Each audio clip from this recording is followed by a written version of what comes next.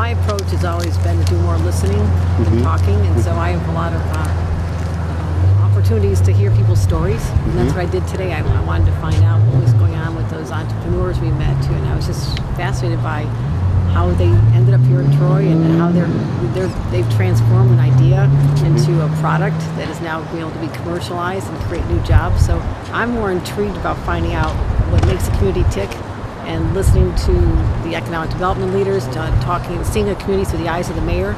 Is how I learned more about a community so I can do my job better once I'm elected. So I'm already planning the next phase, which is how to be a better elected official by understanding the uniqueness of each of these communities. That's why I'm here. There are some editorial boards who have maybe faulted the governor, and I guess by extension your campaign, for not having a clear vision of what will you do in 4 years.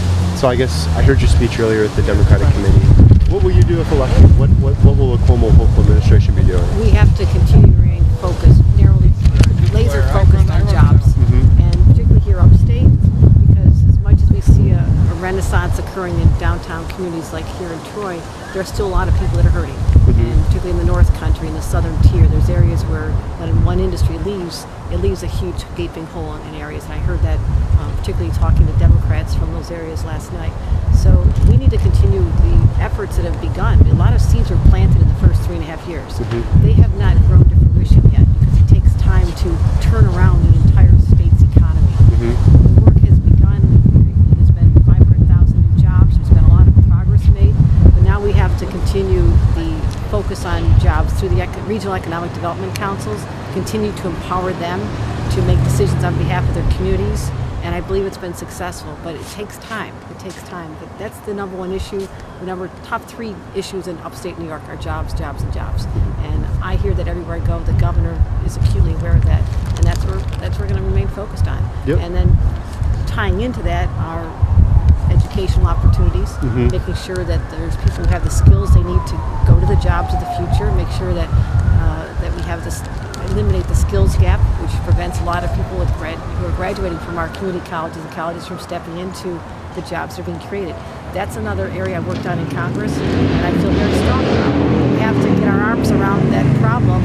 There's going to continue to be unemployed college graduates and jobs unfilled in the new industries that are being developed, even in places like Troy.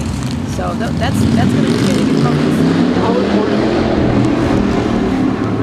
How important is the women's equality and the abortion plank to the campaign? I know that's something you mentioned during your speech pretty heavily. Of course. And again, what I'm doing today is I'm learning on the community development side, economic development, when I'm in a community like this. When I'll be speaking to Democrats and other support, I'll be talking about this evening in Saratoga.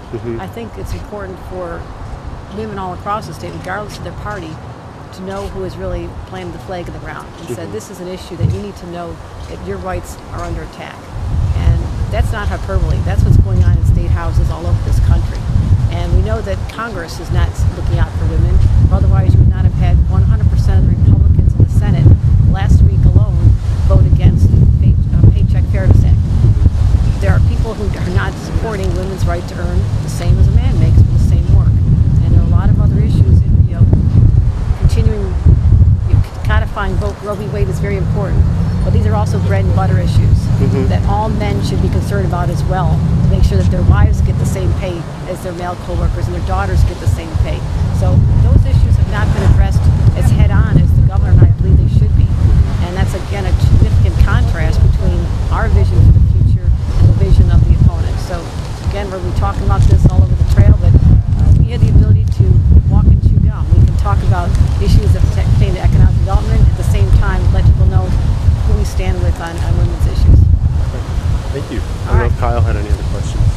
You read Kurt Vonnegut's novels. That shocks me that a politician would read his novels. We'll just leave it at that. I tried to have a long time ago. I read his novels when I was in college. So. Did you have one that was his favorite? Your favorite? No, I tried to think way back, but I just remember making the connection with Ilium and his using that as the pseudonym for Troy. I thought so. Read a lot of books. It's been great to come downtown here, and this really re-energizes me because there's areas that are coming back like Troy, but there's other areas that have not.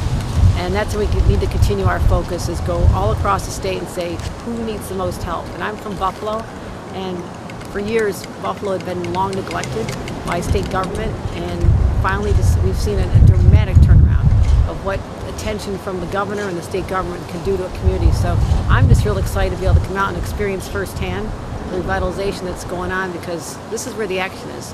This is where people are going to start coming back to. Businesses are returning to the center cities, and that's an important story to get out. It's a sign of the progress that we've had under Governor Cuomo.